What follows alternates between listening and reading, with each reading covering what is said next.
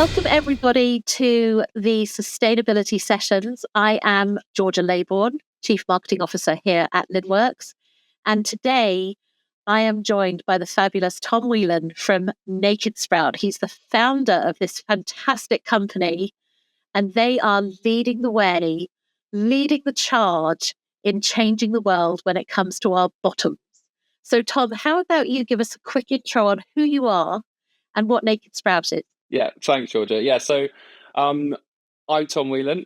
So I grew up on the south coast of Devon, just in a little town called Sidmouth, just near Exeter, where I then moved to London in around 2014. I spent a few years there where I met my wife. And then I've been working with her really ever since. So 7 or 8 years actually of working together. And 3 years ago, we were in France. We were on holiday, driving around from bed and breakfast to bed and breakfast, and kept stumbling across pink loo roll. And that's what made us hit the loo roll market. What a fabulous story. And what a testament to your marriage that you've been working together for that long. So I've invited Tom here today to talk to us all because I find the topic of loo rolls when it comes to sustainability absolutely fascinating, especially coming from a supply chain background. And I found that, loo rolls hit the headlines a few years ago when we had that supply chain challenge during the pandemic. So I was really, really keen to get Tom on the show to talk a little bit about green toilet paper. It's actually not green at all. I'll tell you all about the color during the course of the session.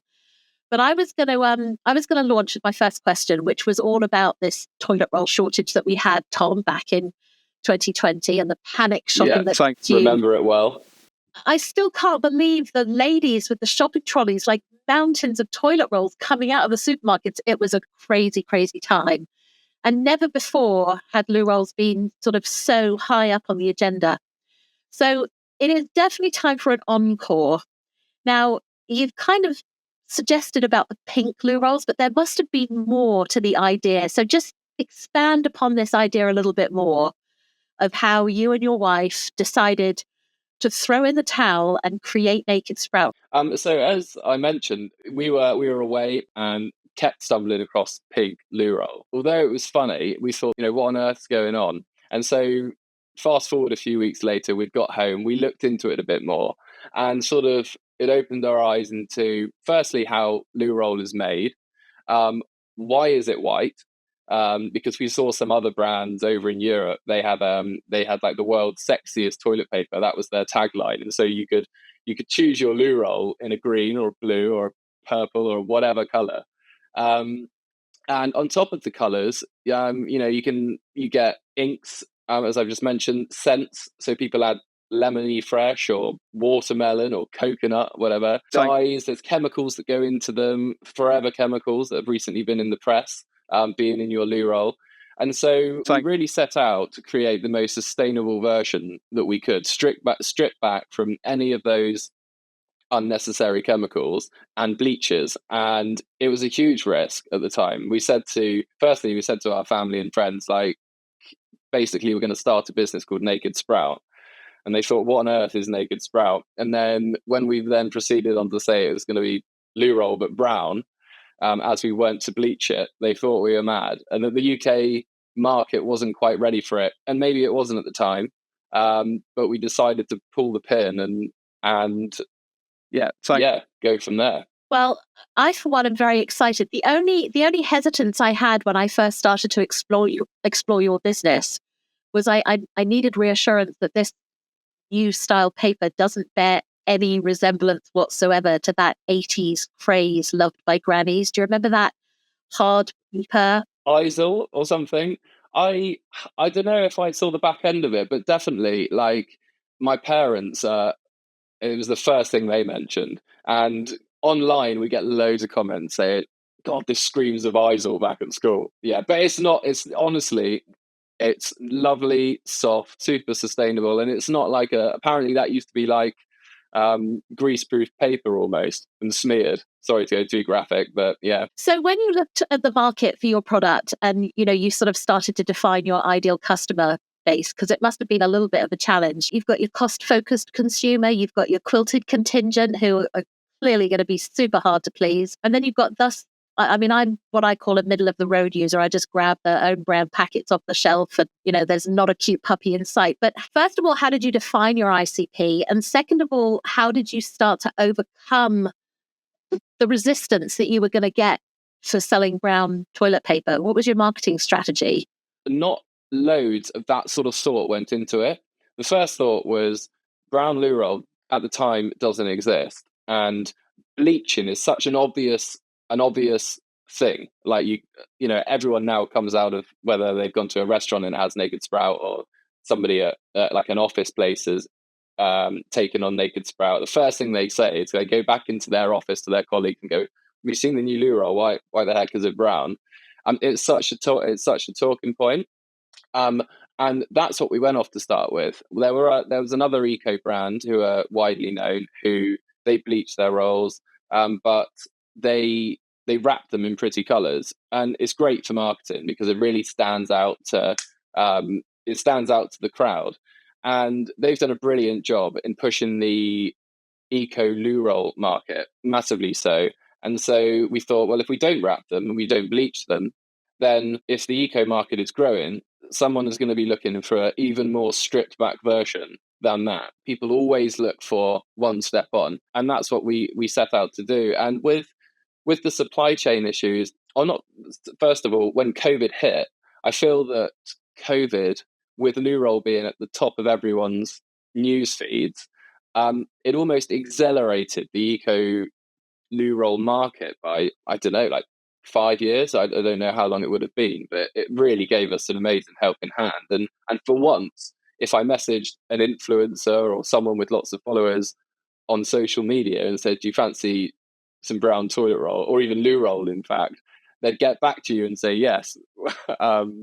So usually if you message bloggers or online influencers, you need something sexy to get them to respond. But loo roll at the time, they were jumping on, so that was great. This is one of the best marketing strategies in the world. When the chips are down, there's always an opportunity, and clearly you saw a gap in the market way back then, and have leapt on it, which is great. Now, I'd love to get a little bit into the sort of manufacturing side of the product, because if I'm not mistaken, water consumption plays a massive role in the production of traditional loo paper. Let's take away the bleach, let's take away the color, let's talk about the hardcore improvements that you're making on the environment as a direct result of the manufacturing methodology, the shipping methodology, et cetera, et cetera. When we first started, we thought, right, we're not bleaching it, so we're going to be the most sustainable. And so that's what we did. We started to make the loo rolls were made in China, like most of the eco loo rolls are, because they're made of bamboo. We said, step out, take away the bleaching process, and there we go. That's job done. But soon, and pretty soon, probably about a year into our journey, we realised that it's actually the manufacturing makes a massive part of the product's carbon output. If any improvement can be made in our product, that's where it is. Although you can't really see it, the consumer doesn't see it. It's something certainly that we could shout about. And we found a factory in Spain, and it's a 5th generation factory, and it's incredible. They've invested millions in becoming fully carbon neutral. So they don't offset anything because they don't need to. It is genuinely carbon neutral. So it's based right next to a river. It's in Besalú, and it's based right next to a river, and they take the water from the river. They use the water for the manufacturing of Naked Sprout. It's treated on site through organisms that basically treat the water, and their fecal matter is combustible, and so is fed back into the biomass to fuel the biomass, which is fueled from debris from local forests to stop wildfire spreading. And then it's returned back into the river in exactly the same condition in which it's taken. So it's a full circular manufacturing process that's fully carbon neutral and fossil fuel free. And that makes a massive difference to our manufacturing. Which is fantastic. So as a single consumer, here I am. I currently procure white loo rolls, own brand, as I mentioned. If I shift to Naked Sprout and start using your loo rolls, what can I sort of claim fame to in terms of my positive impact on the environment? Do you have any stats and facts around what that means for me as an individual and how that contributes to the overall better world that we want to live in? Last year, in 2023, we had two carbon audits done of our product compared to other eco toilet products because we really wanted to tell our customers the difference that they were making going to a Naked Sprout product compared to another eco product. And the fact that they've already swapped to another eco product is amazing, may I say. Yeah, we had these audits done, and the results that we got were basically because of our manufacturing processes, the climate emissions emitted were 50% fewer than any other eco toilet roll.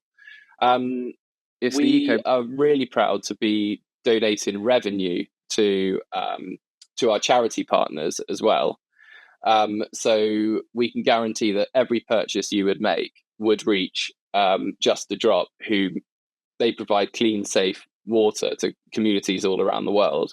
And I do have some stats down in front of me that give you a bit more information on the impact that we've made so far, and then our market size. And I suppose for us, the aim is to get everyone switching to Naked Sprout because that's where you see the main difference. We're just over 3 years old. We've prevented 42 million litres of unnecessary chemicals entering waterways, which, to put that in perspective, is about 15 Olympic swimming pools. We have stopped 14 tons of plastic entering landfill because we use cardboard boxes to cover our loo rolls, so they come to you in a cardboard box instead of plastic. We've prevented 50,000 trees from being cut down. We've prevented 3,000 tons of carbon entering our atmosphere, and our charity donations have reached 314,000 people, and we only own 0.34% of the market. So the more people that switch to Naked Sprout, an incredible difference could be made. Tom, I have shivers going down my spine. So I was just at a conference earlier on this week, and there was a sustainability panel, and they were talking about the impact. And I love it when you guys find a way to make the numbers tangible. So you talked about 42 million, what was it, of water? Litres of unnecessary chemicals. And then you equate it to, that's just incredible. And then the landfill of the plastics. I mean, you can definitely sleep well at night knowing that you are contributing positively to the environment. That's really good. I can, yeah. Yeah, one of my most proud things about Naked Sprout, as well as the difference we're making to the planet, but is also the donations to our charity partner. I'm super proud of that because we get constant information from our charity. They say, the projects that are going on at the moment because of donations from Naked Sprout, and that's what we love to see as well. Oh, it's wonderful. And I hope you and your wife get an opportunity at some stage to break away from the day-to-day grind and actually spend time with that charity, doing some video testimonial on the great stuff you've done, because that's what we're here for. That's what, life is all about. Okay, I have got 3 final questions for you, which kind of take us away from sustainability. I want to talk to you, Tom Whelan, about your consuming habits. So when you embark on a new purchase, what are your must-haves? What are the specific things that you look out for from a retailer? And what part does sustainability play in that? Okay, I definitely do now, more so. I invest in a product instead of buy something that I'm maybe going to wear a few times and then change next year. I look into how it's made, where it's made, and who makes it. They would be my main things when I'm, say, picking if I needed a new winter coat. I would be quite anal on like where it's made and how it's made, and it needs to last me 10 years at least, basically. But I love the concept that you're not buying something, you're making an investment. That as a starter for 10 is a great way of looking at the sort of world of shopping today. So without naming any names, because I really don't want to throw anybody under the bus during these sessions, but can you talk to us about a specific shopping experience that has either left you glowing with pleasure or with your head in your hands thinking, how on earth did they get away with that? Yeah, so firstly, good is I know you said don't name names, but Patagonia, I love, because I think their clothes are great. They're great quality, and what I love about them is how you can send them back free of charge, and they'll repair them for you. I inherited a raincoat from Layla, my wife's dad. It's 40 years old. It's Patagonia. The water doesn't drip off it like a duck's back anymore. It just makes you wet if you wear it in the rain. And I sent that to Patagonia or messaged Patagonia thinking that there's no way they're going to take this. But they took it and did what they could with it and sent it back to me. And I wear it every day when it rains, which is pretty much every day at the moment. Does it repel? It does, yeah, a lot better than it did. So that's great. So yeah, I know, sorry about naming the names, but I think they're really great, and that's what more companies should strive to do. I do have a particularly bad. I remember I won't name names here, but there's a huge shoe brand that I love. The back broke down quite quickly, and they were expensive trainers. And so I called them and I spoke to their customer service and I said, can I return them? And they said, well, I tell you what, don't return them, but cut the tongue out, and then we'll send you some new ones. Obviously, they want me to cut the tongue out, so I can't use them again, but they weren't that bad. So I was like, well, no, I could wear them in the garden, or I could wear them taking my dog for a walk, but I can't run in them anymore because the back's broken down. And after me going back and forth, they just sort of said, fine, okay, keep your tongue in it. Here's your new trainers. And I think they were more like trying to shut me up. But it really annoyed me because it prides itself on its sustainability. And when it told me to do that, yeah, I thought it was really, really strange. For sure. It was almost like they were wanting you to prove that they were useless rather than, the prospect of you having two pairs of shoes that you might get some use out of. Yeah, exactly that. Okay, final question. Sustainability is obviously a hot topic for retailers these days. And I always find in the past they were worried about that kind of balance between cost control and customer service. Now we've thrown sustainability into the mix. What do you think the right balance is for those three? Customer service, cost control, sustainability. What comes first, second, and third? I mean, the best would be all three as a nice balance. But I do feel that if anything is to go first, it's cost. Cost should be inflated. So I do think, although Naked Sprout is priced level with Andrex and our competitors, if a business struggles to get that to be cost competitive to their consumer, and so then the sustainability credentials slip, I think it would be more important to add a price premium to a green product. So what you're basically saying is you shouldn't let your standards drop when it comes to sustainability. And if that means that you have to sustain a little bit more cost, then so be it. And I think people expect sometimes to pay a premium for like a sustainable product, sustainably sourced product. But hopefully, the more people that buy, then that will come down and everything will be nice and level, and then we get the best of both worlds. I think there's such a huge balancing act because I think it also depends hugely on who your target audience are. I mean, there are people with disposable cash who can sustain a little bit of a heftier purchase if it means great sustainability, great customer service. But there are others who are just on such a tight budget, they just need to go for what they can afford. So I think we've got to sort of cater to both.